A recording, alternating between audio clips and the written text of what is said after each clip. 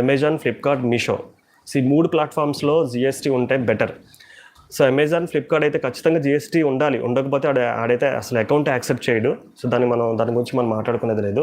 మీషో అయితే ఒక ఆప్షన్ ఇచ్చాడు, ఏంటి జిఎస్టీ అయితే వితౌట్ జిఎస్టీ కూడా మనం సేల్ చేయొచ్చు అని చెప్పి. వితౌట్ జిఎస్టీతో మనం సేల్ చేస్తే మీషోతో ప్రాబ్లం ఏంటి అంటే చెప్తున్నాను చూడండి. మీషో అన్నది ఒక లో లెవెల్ ప్లాట్ఫామ్. బిజినెస్ అన్నది లో లెవెల్ ప్లాట్ఫామ్. దాంట్లో బ్రాండ్కి సంబంధించిన ఐటమ్స్ ఏవి కూడా దొరకవు. మీకు బ్రాండ్కి సంబంధించిన ఐటమ్స్ మీషోలో దొరకవు. సో మీరేం చేస్తారంటే, చాలామంది జిఎస్టీ ఉండాల్సిన అవసరం లేదు కదా, మీషో మనం డైరెక్ట్గా సేల్ చేయొచ్చు కదా వితౌట్ జిఎస్టీ అని చెప్పి అడుగుతారు. కానీ నేను ఒకటి చెప్తున్నాను చూడండి, వితౌట్ జిఎస్టీ మీరు సేల్ చేస్తే ఓన్లీ ఫర్ స్టేట్లోనే మీరు సేల్ చేయడానికి అవకాశం ఉంటుంది. అవుట్ ఆఫ్ స్టేట్ అంటే ఫర్ ఎగ్జాంపుల్ మన ఆంధ్రప్రదేశ్, తెలంగాణ వరకే మనకి సేల్ అవుతుందండి. ఓకే, మీరు బయట ఒరిస్సా కానీ మన బెంగాల్ కానీ అదర్ స్టేట్స్కి అసలు అలో లేదనమాట.